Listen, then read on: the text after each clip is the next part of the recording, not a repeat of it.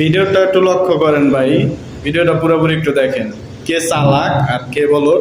ভিডিওটা দেখলে আপনারা বুঝতে পারবেন, ঠিক আছে, কে চালাক আর কে বলো, ঠিক আছে। লাস্টে কে নিল ডিমটা, কে খেলো। হ্যাঁ, খুব চমৎকার একটা ভিডিও, অসাধারণ।